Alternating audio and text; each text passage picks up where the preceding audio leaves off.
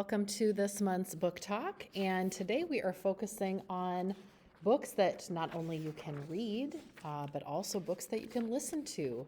Yep, I'm talking about audiobooks, and more specifically, books that you can listen to as audiobooks using our district's McAnVia app.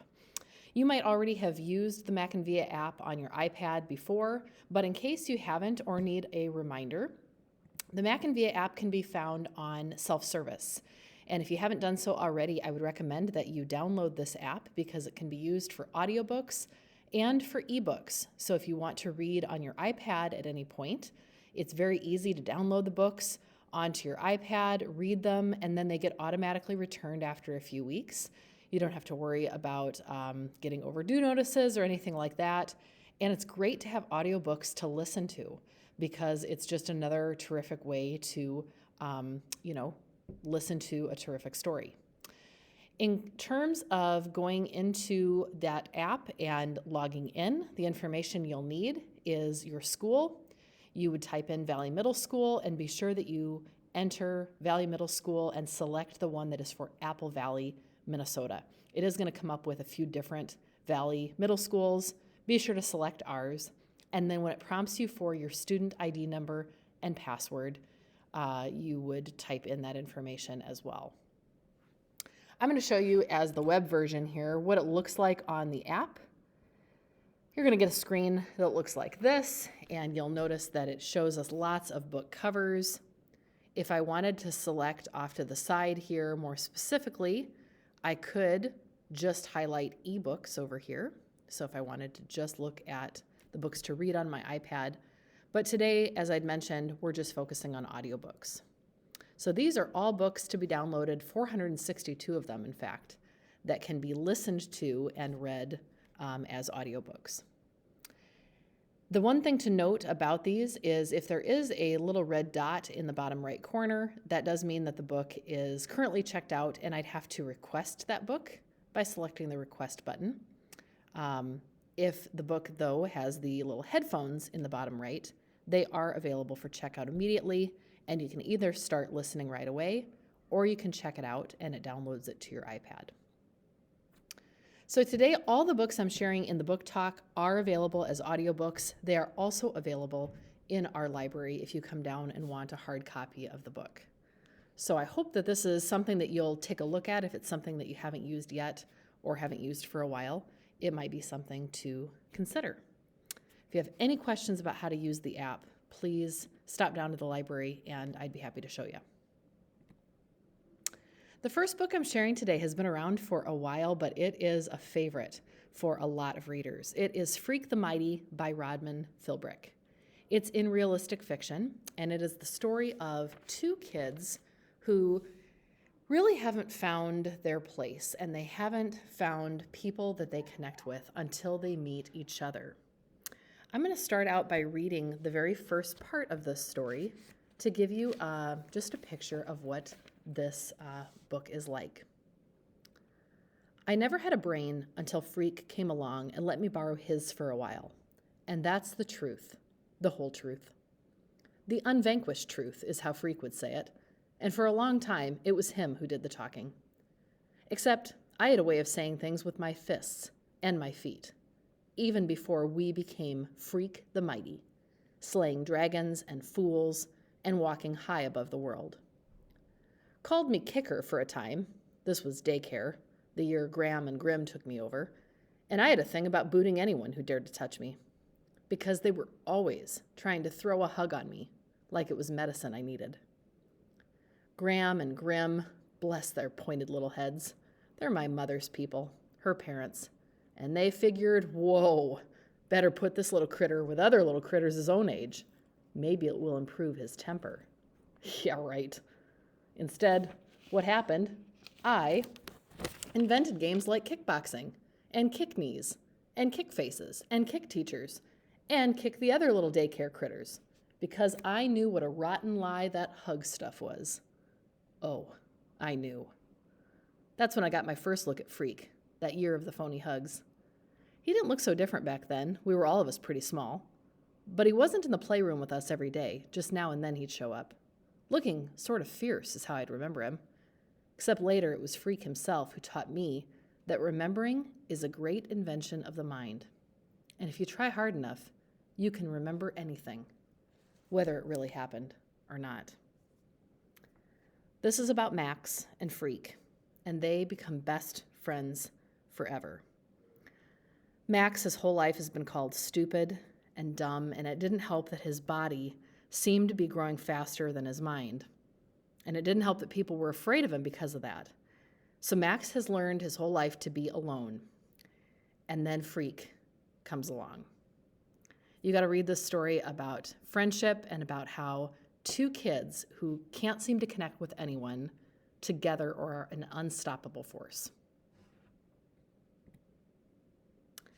My second book to share is The Parker Inheritance by Varian Johnson.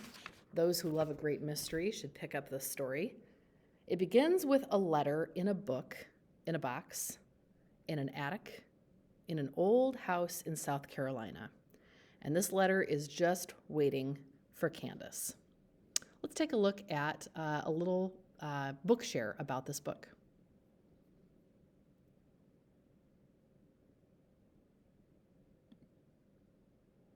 Hi, my name is Varian Johnson, and I'm excited to talk to you all about The Parker Inheritance, a puzzle mystery largely inspired by my love for Ellen Raskin's The Weston Game. In this story, we follow Candace Miller and her friend Brandon as they use clues hidden in a long-forgotten letter to uncover the fortune supposedly hidden in their small town.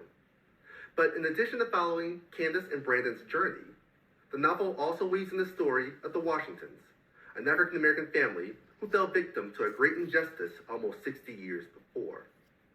The Parker Inheritance explores the themes of justice versus forgiveness, the impact of our perceptions and biases, and the importance of preserving the past before it slips away. This novel is also largely inspired by my hometown of Florence, South Carolina, a beautiful city with a strong, vibrant African-American community. This is a book of my heart, written over many years.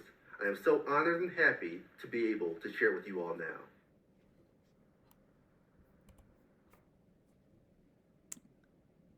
Those of you who love a good puzzle and love to put clues together should definitely pick up this book. Any student who has read this one has told me how much they loved putting those clues together. Our next one is called 910, and it is a September 11th story by Nora Rowley Baskin. I'm going to begin with just a little excerpt from the beginning of this story. It's in realistic fiction, or of course, just like all the books on this book talk, available as an audiobook. Everyone will mention the same thing, and if they don't, when you ask them, they will remember. It was a perfect day. More than 8 million people lived in New York City that year, so of course, not everyone's day started perfectly. There was excitement and pain, anxiety and boredom, love and loneliness, anger and joy. But everyone who looked up that morning must have marveled, whether noting it out loud or not. What a perfect day. The sky was robin eggs blue. There were 1 or 2 fluffy, almost decorative clouds. It was late summer warm, so the air was still and clear, not the least bit humid. Warm the exact way you would set the temperature of the earth if you could. Clear, with just enough breeze so you knew you were outside, breathing fresh air. People would remember that day with all sorts of adjectives. Serene, lovely, cheerful, invigorating, peaceful, quiet, astounding, crystalline, blue, perfect. Until 8:46 a.m., when the first plane struck the North Tower of the World Trade Center, and nothing would ever be the same again. But that has not happened yet. In this story, you back up a few days before September 11th. It begins on September 9th, actually, of 2001, and it imagines for 4 teenagers all over the country what's going on in their lives at that time. It's a fictional account, but it does bring in some of the historical truths to what occurred on September 11th. And although these 4 kids don't know each other, their stories are going to get woven together throughout this story. It's a pretty powerful read, and one that I'd encourage you to take a look at and listen to. Not If I Save You First by Allie Carter is a fun adventure story. This book has 2 characters living lives that are, I'd say, pretty different than anybody here at Valley Middle School. Maddie and Logan were torn apart by a kidnapping attempt when they were little. Logan's dad, at that time, was President of the United States, and Maddie's dad was the Secret Service agent whose job it was to protect him. Luckily, the kidnappers were stopped and the kids were fine, but Maddie's dad, understandably, was incredibly upset and decided he was going to whisk her off to Alaska where he could keep her safe forever. Because of that, Maddie and Logan, they'd been best friends, and now they'd been apart for such a long time. And she sent him letters. She tried to connect with him, right? Because they're, now miles and miles apart, and she never heard from him again. This made her upset. She got really ticked off at Logan and thought, well, fine. Here I thought we were great friends, and now you're not answering any of my communications, so forget it. Forget you. I guess we aren't going to be friends anymore. Well, it's a few years later. Maggie's a teenager now, and she's used to living with her dad on her own until Logan is sent to live with them. And Maddie's still mad. She thinks, fine, Logan, you're coming to live with us, but it doesn't mean I have to talk to you. I'm still angry, until their place in Alaska is attacked and Logan is taken. Someone's after them again. What's going to happen? You've got to read the book to find out. Suspenseful, but certainly filled with some humorous moments as these 2 teenagers have to work through their problems that are personal as well. Take a look at Not If I Save You First by Carter. One of my favorites to share in historical fiction, One Came Home by Amy Timberlake. This one has something for everybody. It's set in Wisconsin. It's set back in the 1800s, where Georgie is known for 2 things: that she is really good with a gun, and she doesn't know when to shut her trap. She talks too much, and she says too much, and she gets herself in trouble by mouthing off to the wrong people. Well, Georgie blurts out something that she shouldn't, and her older sister, Agatha, takes off mad. Georgie's done this kind of thing before. She figures Agatha will cool off and come back home. Unfortunately, the sheriff shows up. Agatha apparently is dead. The sheriff has found her body and brings the body to their house. Understandably, Georgie's family is upset. They start planning the funeral. The whole town is in mourning, except for Georgie. Georgie doesn't buy it. Nope. She says, that's not Agatha's body. I don't care what you say. I know it kind of looks like her, and it's, got her dress on and, the long brown hair. Sure, it looks enough like her, but that's not my sister Agatha. I'm positive. So she sets off on a journey to find where her sister actually is. She thinks there is another truth out there, and she's going to figure out where her sister's gone, why she's hiding, who this body is. She's just not buying it. Got to read this one. Listen to it on audiobook. It's fabulous. And last but not least, this one's been a favorite in science fiction. We have both this book and the sequel, Sal and Gabby Fix the Universe. It's part of the Rick Riordan Presents series with the author, Carlos Hernandez. Let's take a look at the trailer to find out about this fun read.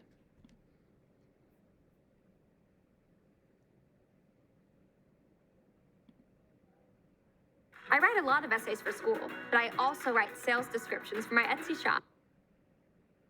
I use Grammarly on my work emails and also